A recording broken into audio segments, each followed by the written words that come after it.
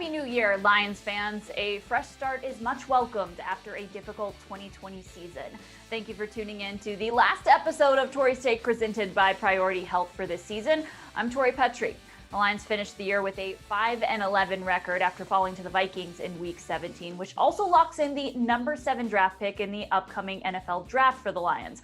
Listen, there's no sugarcoating it. This was a disappointing season for Detroit. It was supposed to be their turnaround season, and it ended up being their restart season. This last game characterized a lot of what we've seen from this team in the past couple of years. Controversial calls, struggles on defense, but stellar play from the team's offensive stars. Man, the connection between number 9 and 11 was on fire all day long on Sunday. Marv played his heart out in what could be his final game as a Lion. In fact, there were record-setting days for a few guys headed towards free agency.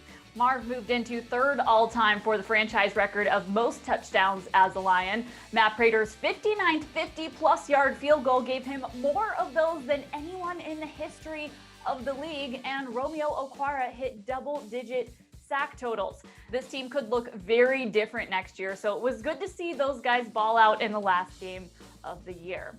On the other hand, there were some not so great records set by the defense. They had the most points and yards allowed in a single season for the Lions, even more than the winless 2008 team. That's a large part of why the Lions are where they're at right now. They just weren't able to get it done in that area. The new GM and new head coach have a lot of work to do to get this defense where it needs to be. All right, guys, let's turn to your questions on this final episode of Tori's Take. Sean Misselef asks, who would you pick for MVP for the team's offense, defense, and special teams? I really like this question. I'll use my Jess trophy that I won on the pregame show yesterday for our season-long fantasy competition. Just pretend like this is the Tori Award for imaginary MVP this season. On the offense, I think I'm going to have to go with the offensive line. It's tempting to go Matthew Stafford here simply because of his toughness this season, but the offensive line was just too good to pass up. Frank Ragnow had a Pro Bowl season. Taylor Decker was certainly worthy of one as well. And even the young guy, Jonah Jackson, showed a lot of promise. That was a great unit for the Lions this year. I think they're going to be very good for years to come. On defense, it's definitely got to be Romeo Okwara. He hit 10 sacks on Sunday, which gave him double digits for the year, and that's not easy to do. No matter what happens for him in free agency, that guy earned himself a lot of money this year. On special teams, Matt Prater could easily take this, but I think I'm going to have to go Jack Fox. He's been extremely consistent all season. It earned him a Pro Bowl nod, and he did all of that after fighting for the punting job in camp. So well done to really all of the Lions special teams this year. Next up, we've got a question from Tyler Gerfan. He asks, Tori, if you were hired as the next GM, would you take the current talent through free agency in the draft, try to compete next year, or would you start a rebuild from scratch? Tyler, it feels like half this team is heading into free agency this year. Almost the entire Lions wide receiver core is, and their best pass rusher on defense will be a free agent too. So you have to think that not all those players are going to be down for a restart, because it will be a restart whether it's a rebuild or not.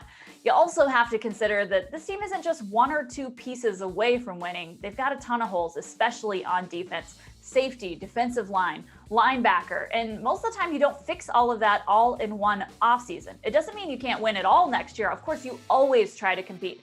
But knowing that if I'm the GM, I understand there is going to be a little bit of a rebuild ahead. Lastly, the Royal Raptor asked, what was your favorite moment from the season? For me, it was the game-winning touchdown and extra point against the Falcons. There were a lot of contenders for weirdest game this year, but that one definitely makes the list. It's odd to need the other team to score in order to win the game, but the Lions let them do that, and it gave Matthew Stafford the opportunity to lead one of his signature game-winning drives. It's always a joy to see that in action, and at the time, it put the Lions in a really good place. It got them back to the 500 mark, and there was a lot of hope for the team at the time. Now, it didn't end up turning out well, but that was really a fun memory in this 2020 season. And finally, our final extra point where we take you around the league.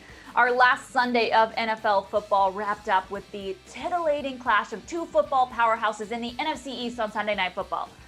That's sarcasm. It ended quite underwhelmingly when the Eagles pulled quarterback Jalen Hurts partway through the game to seemingly go the tanking route and hand Washington the NFC East title. Twitter was flabbergasted by the move, and I thought this tweet from athletic writer Lindsey Jones summed things up pretty well. The proof that tanking doesn't really exist in the NFL is just how stunning it is to see it actually happen in real time. That right there. People looked at this last game of the Lions season and said, well, they should just tank for the draft. I get the approach, but that just isn't how it works in the NFL. There's too much on the line for players, for coaches. This is their livelihood. This is what they do. Now, hopefully the Lions won't find themselves in contention for a top pick again anytime soon, but it's just a lesson to be learned. All right, that does it for the last Tori's Take presented by Priority Health this season. I'll see you guys in the offseason. From Xfinity Studio, I'm Tori Petry.